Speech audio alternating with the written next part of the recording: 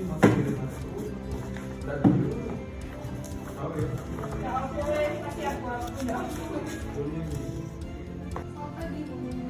tanda tangan terlebih dahulu, Bu.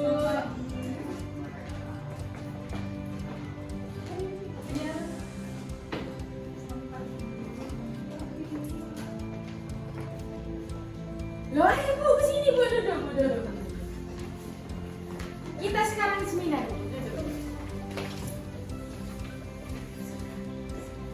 Baik, sebelumnya saya ucapkan terima kasih kepada Bapak Kepala Dusun Kebon Danaraja telah memberikan waktu kepada kami para mahasiswa Prodi D3 Keperawatan Universitas Jember atas tempat dan waktunya yang telah disediakan untuk kami melakukan sosialisasi mengenai edukasi penyakit tuberkulosis di Dusun Kebon Desa Danaraja. Ya, baik, silakan bisa dimulai acaranya, Mbak. Baik Pak, terima kasih. Ya, sama-sama.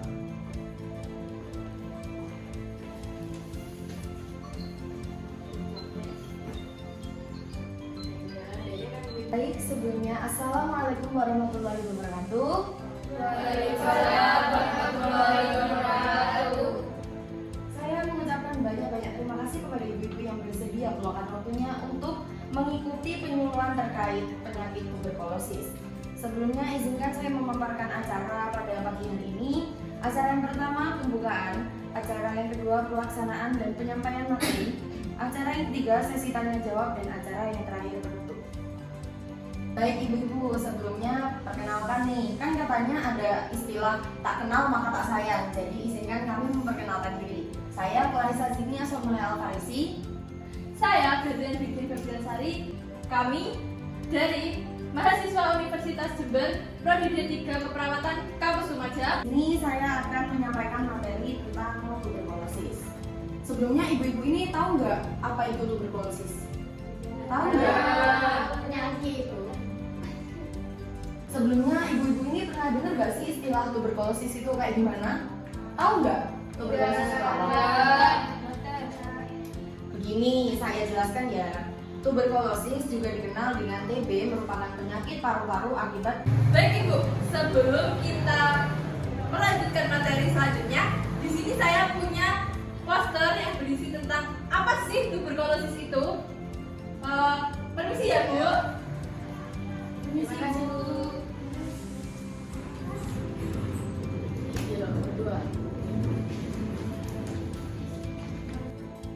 Baik Ibu, penyakit tuberkulosis ini bisa mempengaruhi kegiatan kita sehari-hari, seperti aktivitas kita terganggu, badan terasa lemah, kekurangan nafsu makan, kehilangan berat badan. Berat badan kita secara tidak langsung akan turun menerus.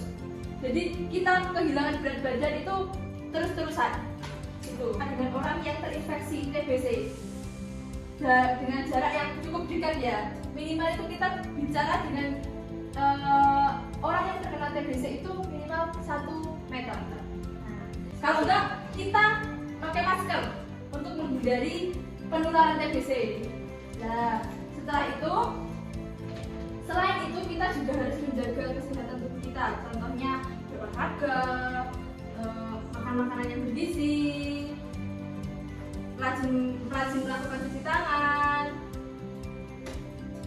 Lebih tepatnya, tuberkulosis ini disebabkan oleh infeksi Mycobacterium tuberculosis atau yang bisa kita sebut itu bakteri tuberkulosis gitu ya Bu. Cara penularannya ya sama yang seperti saya jelaskan tadi.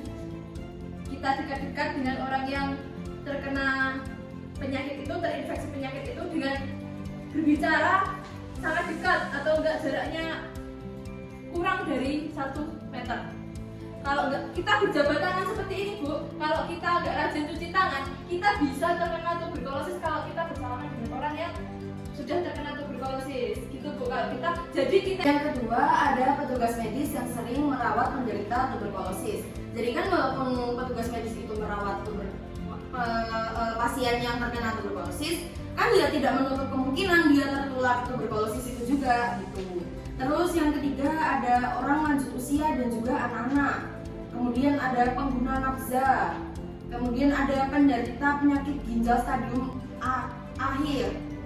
Kemudian ada juga orang yang mengalami kekurangan gizi. Nah, ibu-ibu, untuk ibu-ibu yang punya anak-anak di usia remaja gitu, kalau bisa anaknya harus gemuk-gemuk ya Bu, biar nanti itu anaknya nggak kekurangan gizi ya, setuju? Kemudian selanjutnya ada penderita kecanduan alkohol.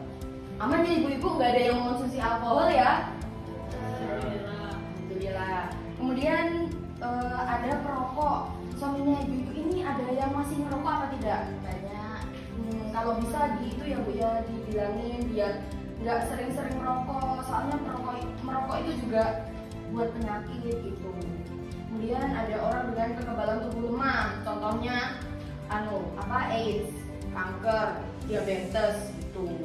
Kemudian yang terakhir ada orang yang sedang dalam terapi obat imunosupresif, misalnya seperti penderita lupus, psoriasis, dan rheumatoid arthritis.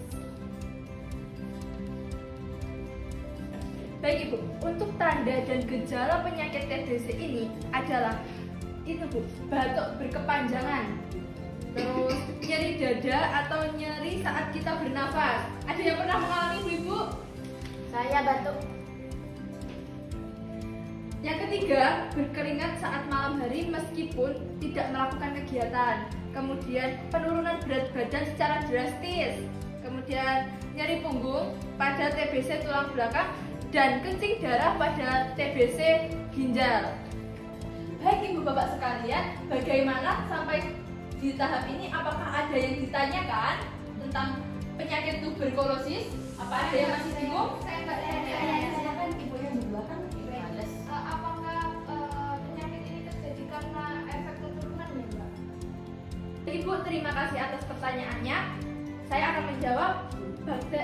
Penyakit TBC ini terjadi bukan karena unsur genetik ya Bu, tapi karena tertular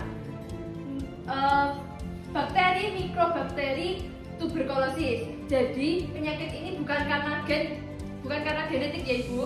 Apabila satu rumah ini ada yang terinfeksi TBC, bukan berarti anaknya ini nanti akan terkena TBC karena gen, tapi karena Tertular. ya karena tertular gitu. Paham ya Ibu? Terima kasih Ibu atas pertanyaannya. Kemudian apakah ada yang ingin ditanyakan lagi Ibu? Saya Mbak, saya. Oke, silakan Ibu. Ini dari sini kan ada tanda gejala jadi punggung. Nah ini saya tiap hari jadi punggung. Apa termasuk gejala TBC? Kecapean.